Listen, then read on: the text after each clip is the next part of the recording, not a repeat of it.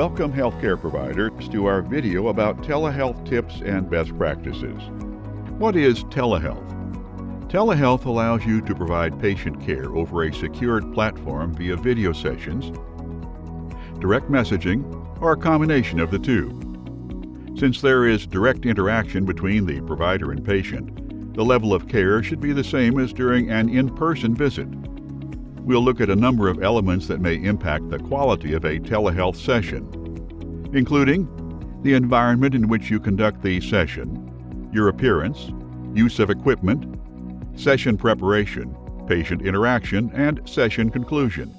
First, let's consider your environment. It's best to ensure you're in a private setting so that any clinical discussion cannot be overheard by others, just as you would with an in-person visit.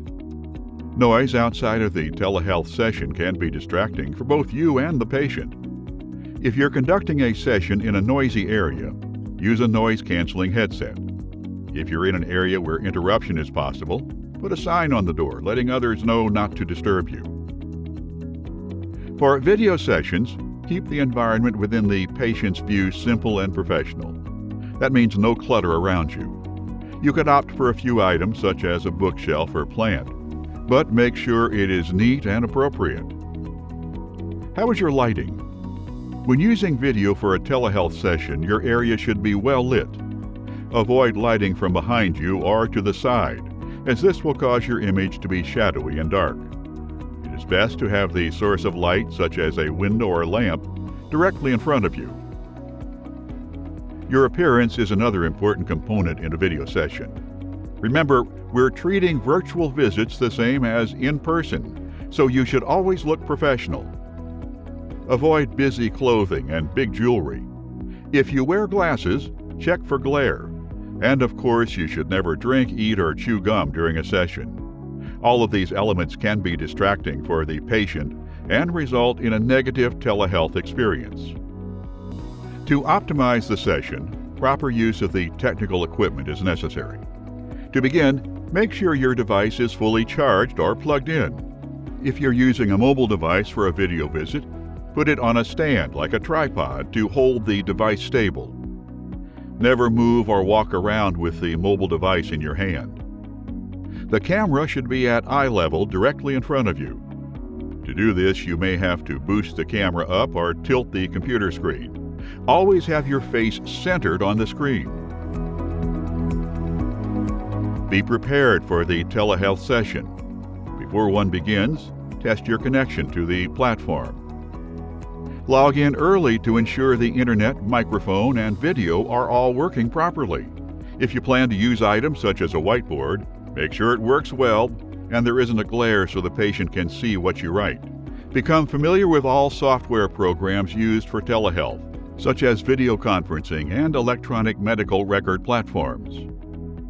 Close any unnecessary programs, applications, or browser tabs on your computer or device. Leaving them open can slow down the device. Knowing where to get technical support is important because technology problems do arise, and be prepared to work through certain technical issues that your patients may experience. It gives the patient a sense of comfort during the session if you're open about how common technical difficulties are. Now you're ready for a telehealth appointment. Make it a point to be punctual and always join the session early. This shows you care about the session as much as an in-person meeting. Make eye contact throughout the session. This will help to keep the patient involved and assure them of your engagement in the conversation.